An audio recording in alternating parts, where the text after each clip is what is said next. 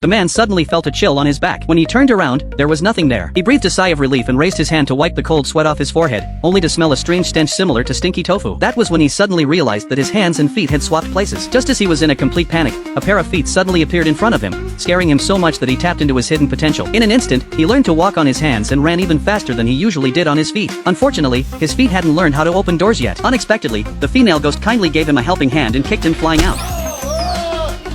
He once again ran down the hill, crying loudly, but he knew he couldn't count on the useless bunch at the police station. For professional matters, one needed professional help. However, after looking for several groups of exorcists, not a single one could stay in the house for even a minute. Finally, a monk arrived. He chanted sutras while throwing soybeans into the house like crazy. The man thought he had found a savior, but then he felt another chill on his back. To his great surprise, when he turned around, he saw a stunning beauty with a great figure. Not to mention him, even the monk was stunned. The next second, in the end, the monk scrambled out of the door, leaving his kasaya behind. The man was extremely depressed. The house he had saved up for 20 years to buy was now occupied by the female ghost. Just then, his co-worker passed by, saw that the man was drunk, and dragged him home. Unexpectedly, the co-worker could see the female ghost too, so he advised the female ghost to get along well with the man. After a while, the man woke up and found himself lying in the haunted house. He panicked immediately. This time, the female ghost didn't scare him, but instead, he waved a baseball bat and challenged her to a fight. However, he slipped and was knocked unconscious by the bat on the spot.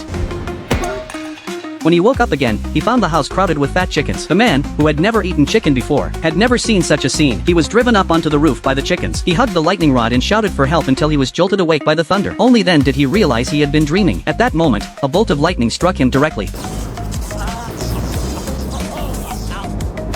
But before the smoke from the strike had even dispersed, a second bolt of lightning came down. Instead of killing him, these two bolts of lightning unexpectedly unlocked his superpowers. After recuperating in a mental hospital for half a year, the man recovered and was discharged. The first thing he did after leaving the hospital was to put the house up for sale. The price of 1 yuan per square meter quickly attracted buyers. The two buyers were very satisfied with the house and decided to pay in full on the spot. At the critical moment, the female ghost suddenly showed up to cause trouble, scaring the two so much that they ran away without even putting on their slippers. While the man was running wildly, he suddenly saw a beautiful woman standing in the house. Thinking she had also come to view the house, he told her to leave quickly, saying that the house was haunted. When he reached out to push her, he missed. He immediately realized that she was the female ghost.